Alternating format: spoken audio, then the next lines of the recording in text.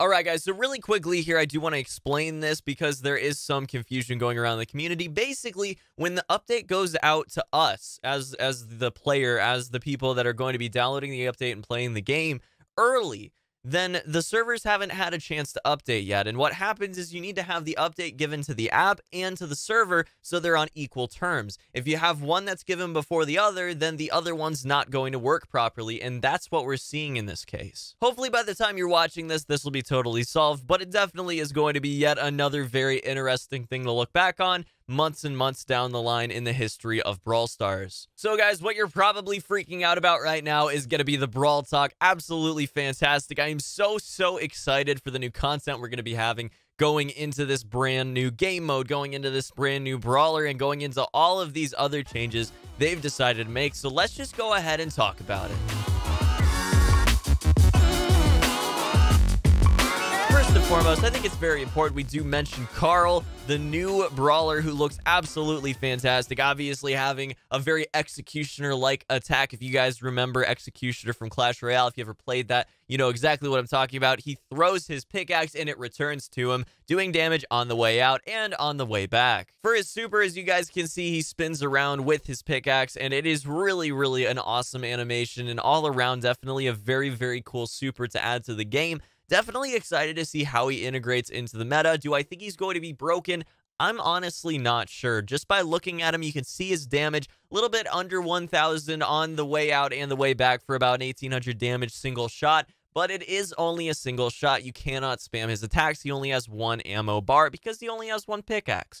Kind of makes sense. But with that said, guys, what do you think about Carl? I would love to hear your thoughts down in the comments section below. I do think that his super is going to be really good for team fights. I think that having some synergies with Tara in particular is going to be very fun, so I cannot wait to see that go down. But all in all, it should be a really fun brawler to add to the set of brawlers in this game, and yet another way to add a lot of variation to what you're experiencing in, you know, your 3v3 matchups, and even, you know, 1v1 or 2v2 if you're talking about solo showdown or duo showdown. But guys, looking back on this update, the most anticipated thing is most likely going to be the new game mode, Siege. Now, Siege looks absolutely fantastic. I cannot say enough how excited I am for it. I think that it's going to be a very MOBA-like game mode. It's definitely sort of a MOBA light. If you guys know multiplayer online battle arena games, you know, League of Legends, Dota 2, you know, or Vainglory and Arena of Valor for the mobile titles for MOBAs. But basically, you know, we've seen a lot of different talk about MOBAs being integrated, or a MOBA-style game mode being integrated, where there's a nexus of sorts on either side of the map.